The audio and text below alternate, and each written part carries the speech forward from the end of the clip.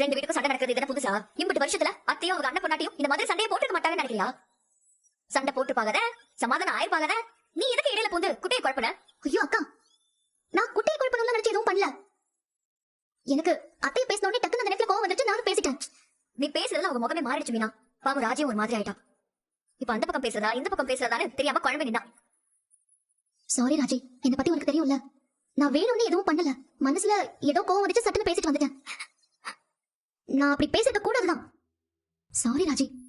என்ன மீனா, குழந்தையா நீ? நீ பேசுனதோட பின் விளைவுகளை கொஞ்சமாவது யோசிச்சு பாத்துருக்கலாம்ல. இப்ப தேவையில்லாம நீ வார்த்தை விட்டதுனால ராஜியும் உங்க அம்மாவும் இப்ப சேரவே முடியாம கூட போகலாம். அக்கா சும்மா இருங்கக்கா, நீங்க வேற வயித்துல புளிய கரைக்காதீங்க. ராஜிமா, நான் விட மறுபடியும் உங்க அம்மா கிட்ட போய் பேசவா? அதான் பேச வேண்டியதானே, பேசிட்டீங்களேக்கா. நீ இப்ப வருத்தப்பட்டு நிக்காத. ராஜியோட கோவம் உனக்கு தெரியாதா? கொஞ்ச நேரம் இப்படி இருப்பா, அப்புறம் சரியாயிடுவா. ஆனா நடந்த விஷயத்துல இருந்து நீ கத்துக்க வேண்டிய பாடம் ஒண்ணு இருக்கு.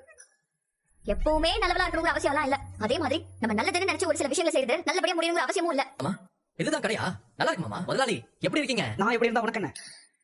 எதுக்கு மாமா என்கிட்ட கோச்சுக்கிறீங்க? நீங்க கோச்சுக்கிட்டதோட நான் அதிகமா கோச்சுக்கிட்டேன். என்ன மாமா நீங்க? ஏன் கதிர, நீ என்ன கடைக்கெல்லாம் வந்துட்ட? மாமாவை பார்க்க வந்தேன். ஏன் நான் வரக்கூடாதா? நீங்க வரதுல எந்த பிரச்சனையும் இல்ல. ஆனா உன் அப்பா அம்மாக்கு அது பிடிக்காதே. அவங்க கண்ணுக்கு தான் நாங்க குற்றவாளி ஆயிட்டோமே.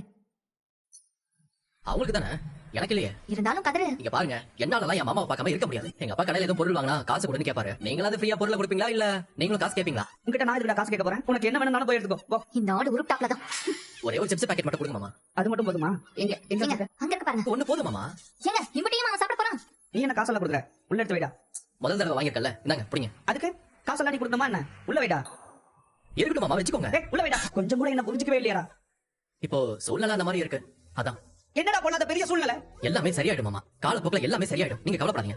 ஒரு மனுஷனை பேசுறதுக்கு ஒரு அளவு வேண்டாமா? மாடு மாதிரி உழைச்ச மனுஷனை இப்படிதான் தூக்கி வெளியே போடலாம். நான் காலையில இங்க வந்து சேர்ற வரைக்கும் எனக்கு தெரியாதா அவங்க இங்க தான் கடை ஆரம்பிச்சு கொடுக்க போறாங்கன்னு?